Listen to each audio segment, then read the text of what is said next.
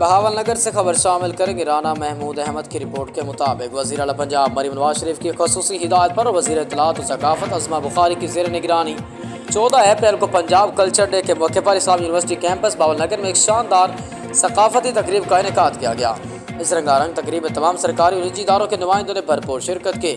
इस्लाम university के तमाम departments, निजी और सरकारी स्कूल, कॉलेज, सोशल वेलफेयर, महकमा police, civil defence, rescue 1122, DPS, public school, महकमा ज़राअत, एरीगेशन, लाइव स्टॉक, जिला कौंसल, म्यूनसिपल कमेटी, सुथरा पंजाब, महकमा स्पोर्ट्स, महकमा सेहत, हेल्थ, सनअतकारों और दीगर मुतल्लिका महकमों ने